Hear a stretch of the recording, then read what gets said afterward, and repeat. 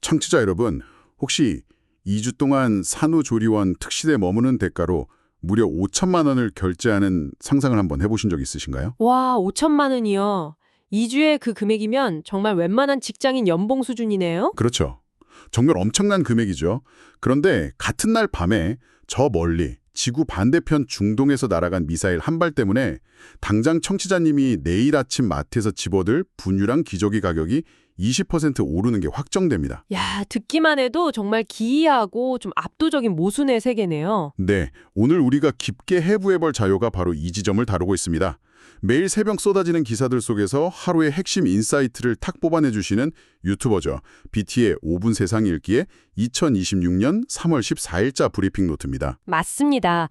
오늘 우리의 신층 탐구 임무는 이 브리핑 노트에 막 흩어져 있는 퍼즐 조각들을 제대로 맞춰보는 건데요. 네, 얼핏 보면 중동의 지정학적 위기나 뉴욕 시장의 파격적인 경제 정책, 그리고 한국 2030 세대의 투자 광풍, 또 일상 속 사기 사건들, 이게 다 전혀 다른 카테고리의 뉴스처럼 보이거든요. 완전히 다른 세상 이야기 같죠, 사실. 그렇죠. 하지만 이 파편들을 딱 연결해보면 거시적인 세계 경제의 폭풍이 어떻게 여러분의 지갑을 털어가고 심지어 거실 소파 위에서 벌어지는 가족과의 대화까지 지배하는지 그 숨겨진 인과관계를 발견하실 수 있습니다. 자, 이 부분부터 짚어보시죠. 오늘 우리가 다룰 이 모든 이슈를 관통하는 핵심 키워드는 결국 불확실성 속의 생존, 그리고 붕괴하는 신뢰입니다. 네, 아주 중요한 키워드네요. 가장 먼저 이 거대한 폭풍의 눈인 중동으로 시선을 돌려보겠습니다. 브리핑의 첫머리를 보면 미국과 이스라엘이 이란의 심장부를 연일 타격하고 있다는 소식으로 시작하거든요. 네, 그 부분이죠. 트럼프 대통령의 계산은 아주 명확해 보였습니다. 외부에서 이렇게 강력하게 물리적 타격을 가하면 경제난에 지쳐있던 이란 내부에서 정권 타도를 외치는 시민 봉기가 일어날 거다, 이런 기대였죠. 여기서 아주 흥미로운 지점은요. 현실은 그 계산과 완전히 정반대의 궤적을 그리고 있다는 겁니다. 오히려 반대로 가고 있다고요? 네, 자료를 보면 이란 시민들은 정권을 향해 분노의 화살을 돌리는 대신에 이슬람 시아파 특유의 그 순교 서사를 중심으로 무섭게 결집하고 있습니다. 외부의 공격이 오히려 내부를 뭉치게 만든 거군요. 맞습니다. 하메네이의 이른 죽음 그리고 공습 과정에서 발생한 민간인들의 피해가 이란 내부에 오랫동안 존재했던 중도파와 강경파 사이의 균열을 그냥 메워버린 겁니다.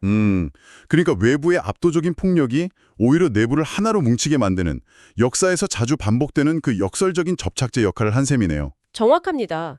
저희가 여기서 양측의 어떤 정치적 입장을 옹호하거나 비판하려는 게 절대 아니고요.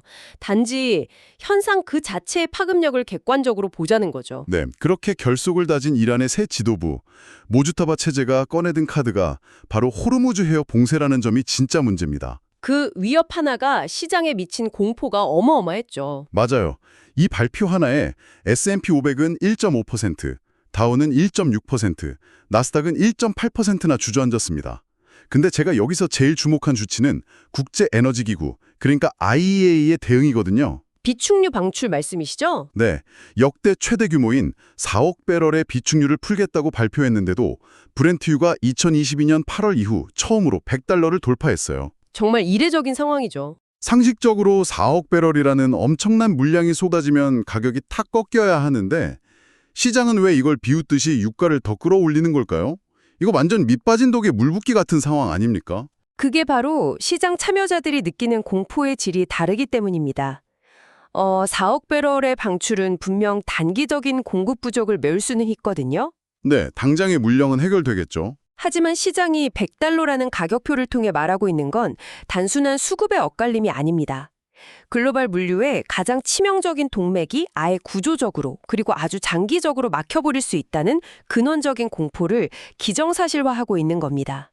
단순한 일시적 부족이 아니라 구조적 마비에 대한 공포군요. 네, 골드만삭스가 인플레이션 상승, 경제성장 둔화, 실업률 상승이라는 3대 거시경제 지표의 전망치를 일제히 비관적으로 하향 조정한 것도 바로 이 공포 연장선에 있습니다. 그 공포가 결국 숫자로 번역된 게 바로 10년물 국채 수익률이잖아요.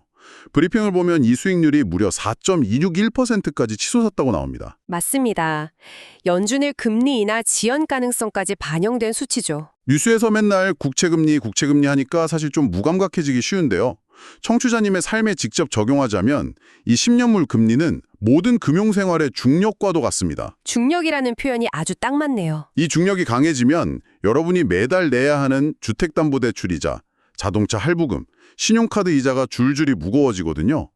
물가가 잡히길 기도하면서 연준의 금리 인하만 쳐다보고 있던 분들에게는 그야말로 청천벽력 같은 소식이죠. 네, 그리고 그 금융의 중력에 물리적인 비용의 족쇄까지 채워지고 있는 상황입니다. 물류망 타격에 관한 데이터를 좀 보시죠. 어떤 데이터가 있나요? 영국 로이드 보험자 협회가 이 호르무즈 해협 지역을 전쟁 위험 지역으로 지정하면서 선박들의 보험료율이 기존 0.2%에서 1.5%로 최대 5배나 급등했습니다. 와, 5배요? 어마어마하네요. 네, 그 결과 탱커선 통행량은 92%나 증발해버렸고요. 상하이 컨테이너 운임지수, 이른바 SCFI는 한 달 만에 37%나 폭등했습니다. 참고로 국내 보험사들의 위험 노출액도 1조 5천억 원에 달하고요. 상하이 컨테이너 운임지수. 이거 이름만 들으면 되게 멀게 느껴지는데 쉽게 말해서 거대한 철제 컨테이너 박스 하나를 배에 실어 바다를 건너게 하는 데 드는 택배비잖아요. 그렇죠. 바다의 택배비죠. 보험료가 5배 뛰고 바다를 택배비가 37% 올랐다는 건 절대 해운사들만의 문제가 아닙니다. 글로벌 경제는 팽팽하게 당겨진 거미줄 같아서 호르무즈 해협에서 누군가 그 거미줄을 탁 거칠게 튕기면 그 진동이 서울에 있는 우리 지갑까지 즉각적으로 전달되죠. 네, 맞습니다. 배에 실려오는 밀가루, 스마트폰에 들어가는 반도체 부품, 심지어 겨울에 입을 패딩까지 모든 물건의 원가에 보이지 않는 지정학적 세금이 찰싹 달라붙게 되는 겁니다. 이게 왜 여러분에게 중요한지 아시겠죠? 정확한 통찰입니다. 인플레이션이라는 건 결국 물건의 가치가 오르는 게 아니라 우리가 쥐고 있는 돈의 가치가 녹아내리는 현상이거든요. 돈이 녹아내린다? 네, 중동발 공급망 쇼크는 이렇게 조용하지만 아주 폭력적으로 개인의 구매력을 쫙 압축시켜버립니다. 그렇게 내 지갑 속 돈이 속절없이 녹아내리는 걸 가만히 지켜만 볼 사람은 없잖아요. 거시적인 물가 상승 압력이 커지니까 사람들은 어떻게든 이 인플레이션의 파도에서 살아남으려고 극단적인 생존법들을 찾기 시작합니다. 자연스러운 연쇄 반응이죠. 브리핑의 다음 섹션으로 넘어가 보면 미국 뉴욕시의 상황이 그 극단적 경제적 선택을 아주 노골적으로 보여줍니다.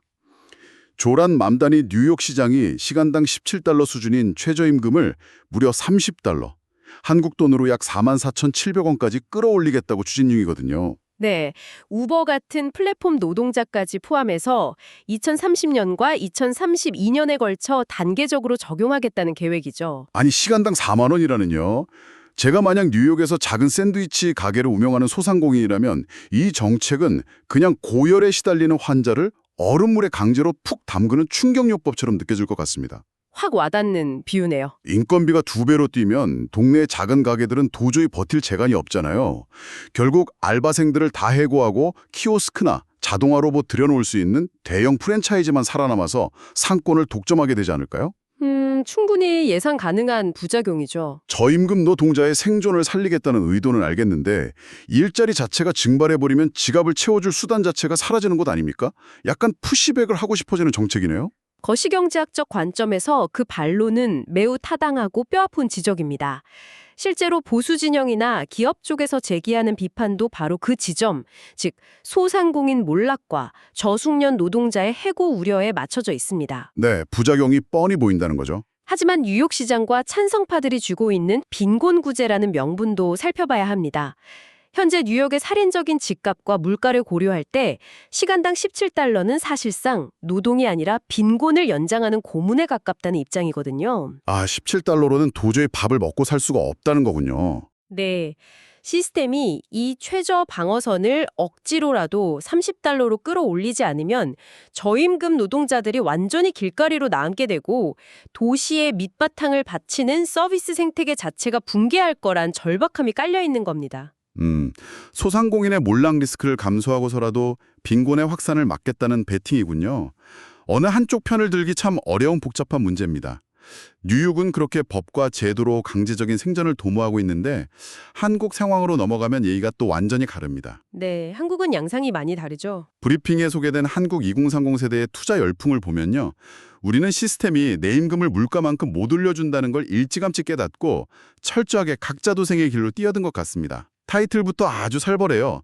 딱 97억 먹고 나왔다. 자극적인 제목이네요, 정말. 데이터를 보면 30대의 69%가 투자 기회를 놓칠까 봐 불안해하는 그 포모 증후군에 시달리고 있고요. 20대의 81%는 20대 초반이 되기도 전에 이미 시장에 진입했다고 합니다. 성별이나 연령에 따른 차이도 흥미롭죠. 남성이나 아주 젊은 층은 암호화폐 같은 고위험 자산에 몰리는 반면 여성이나 고령층은 비교적 안정적인 포트폴리오를 선호하는 경향이 나타났습니다. 맞아요. 그리고 향후 10년 자산 증식 수단으로 그 철옹성 같던 부동산 대신 금융상품을 선택한 비율이 78%에 달하더라고요. 이걸 좀 더 큰 그림과 연결해 보면요. 아주 씁쓸한 구조적 문제가 드러납니다. 어떤 문제죠? SNS를 열면 매일 쏟아지는 엄청난 수익 인증 문화가 사람들의 상대적 박탈감을 계속 자극하고 결국 무리한 비투를 조장하고 있거든요. 네, 맞아요. 저는 이 통계들을 보면서 이게 단순히 젊은 세대가 벼락부자가 되려는 탐욕에 빠졌다고 생각하지 않습니다. 오히려 지독한 공포가 읽혀요. 공포라. 어떤 의미인가요? 제 생각엔 지금 한국의 2030 세대는 사실상 노동시장에 대한 숏 포지션, 즉 노동의 가치가 하락할 것이라는 쪽에 인생 전체를 베팅한 것 같습니다. 매달 받는 월급은 인플레이션 안에서 계속 가치가 떨어지잖아요. 뼈아픈 현실이죠. 노동소득의 한계가 너무 명확해졌으니까요.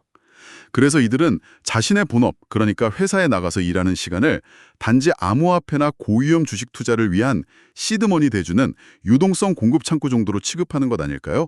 투자가 선택이 아니라 생존이 되어버린 겁니다. 전혀 과장되지 않은 구조적 절망을 정확히 꿰뚫어본 분석입니다. 과거에는 노동이 성장의 사다리였지만 지금의 청년들에게 고위험 투자는 제자리에라도 머물기 위해 사활을 걸고 뛰어야라는 생존의 문부림인 거죠.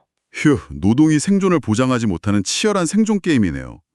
자, 이렇게 거시적인 경제적 압박이 일상으로 스며들고 있는데 그럼 이 생존 게임에 지친 사람들이 집에 돌아가면 평화를 찾을 수 있을까요? 브리핑의 다음 섹션을 보면 안타깝게도 그렇지 않은 것 같습니다.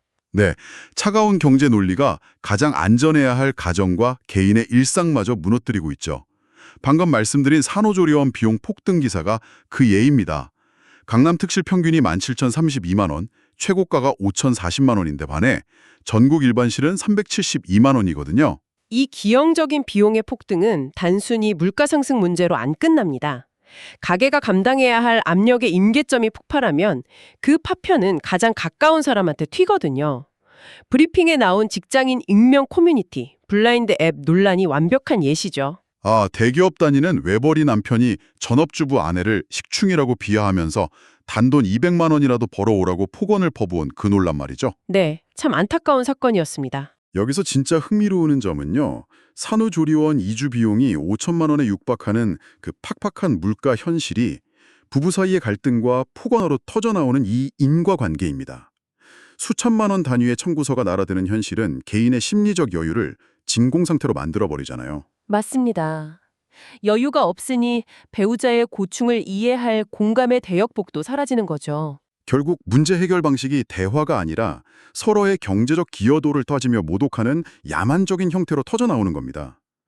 물가라는 거시지표가 부부 사이의 신뢰라는 가장 미시적인 감정까지 파괴해버린 거죠. 덧붙여 짚고 넘어가야 할 구조적 통계가 있습니다.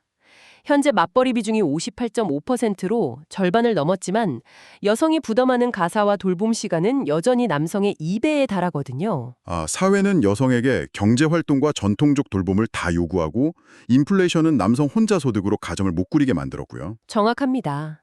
이 이중의 압박 속에서 발생한 구조적 스트레스가 익명성에 기대어 약자인 배우자를 향한 공격성으로 치환된 씁쓸한 현상입니다. 집안에서의 신뢰마저 붕괴되었다면 집 밖의 세상은 어떨까요? 이 절박함과 불안 심리를 교묘하게 파고드는 두 가지 사건이 브리핑의 마지막을 장식하고 있습니다. 하나는 거대 IT 플랫폼의 정보 유출이고 다른 하나는 아날로그 대면 사기 사건인데요. 이 두 사건의 대비가 아주 기가 막히죠. 네, 먼저 쿠팡 개인정보 유출 소송건입니다.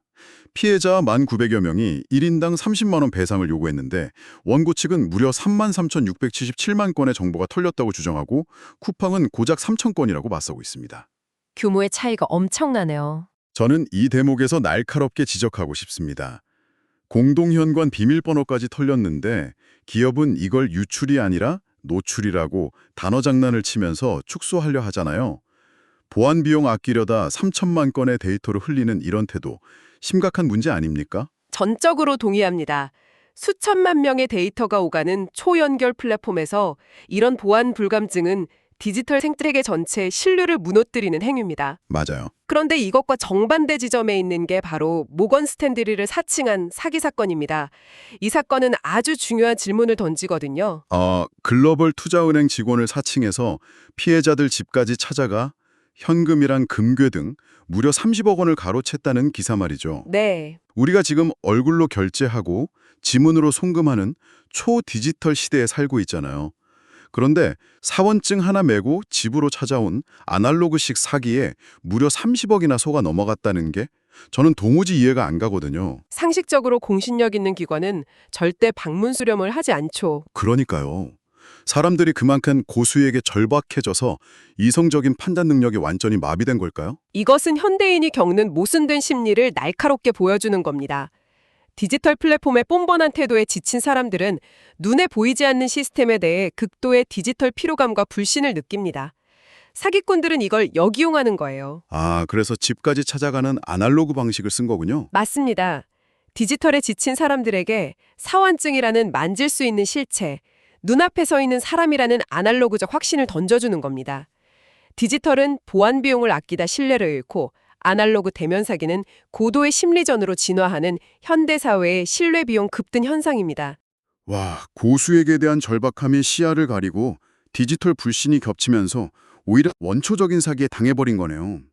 소름 돋는 분석입니다. 네, 신뢰가 무너진 사회의 어두운 단면이죠. 자, 이제 오늘 분석한 자료들을 종합해 보겠습니다. 호르무즈 해협의 긴장과 미국 증시 하락, 뉴욕의 임금 인상, 그리고 한국 2030의 포모 현상, 집안의 갈등, 대면 사기와 쿠팡 정보 유출까지 정말 모든 게 연결되어 있네요. 그렇습니다. 이 모든 것은 불확실성이라는 하나의 큰 파도 위에서 각자의 방식으로 생존하려는 개인과 기업, 국가의 모습들입니다. 네, 그래서 오늘 탐구를 마무리하면서 청취자 여러분께 아주 도발적인 최종 질문을 하나 던져드리고 싶습니다. 어떤 생각거리인가요? 오늘 논의된 기사들을 보면요. 세상은 물리적으로는 해협도 봉쇄되고 계층 간 갈등도 커지면서 자꾸 단절되어 가고 있잖아요. 그런데 우리의 자산과 정보는 디지털 세상과 SNS를 통해 그 어느 때보다 과도하게 연결되어 있고 또 취약해졌습니다. 맞습니다. 그렇다면 청취자님, 모든 것이 연결되어서 타인의 엄청난 수익이나 세상의 끔찍한 위기를 실시간으로 계속 봐야만 하는 이 필요한 초연결 시대에서 말이죠. 네. 오히려 우리가 지켜야 할 가장 가치 있는 미래의 자산은 주식이나 금괴가 아닐지도 모릅니다. 언제든 외부의 노이즈를 탁 차단할 수 있는 연결되지 않을 권리, 그리고 남들에게 휘둘리지 않고 스스로를 통제할 수 있는 조용한 일상, 이게 바로 진짜 자산이 아닐까요? 와, 외부의 노이즈를 차단할 권리라. 정말 많은 생각을 하게 만드는 깊은 여운의 질문입니다. 오늘 청취자 여러분의 팍팍한 일상에 이 질문이 작지만 단단한 방파제가 되기를 바랍니다. 저희는 다음 시간에도 세상을 읽어내는 또 다른 흥미로운 자료를 들고 깊이 파고들기 위해 돌아오겠습니다. 함께해 주셔서 감사합니다.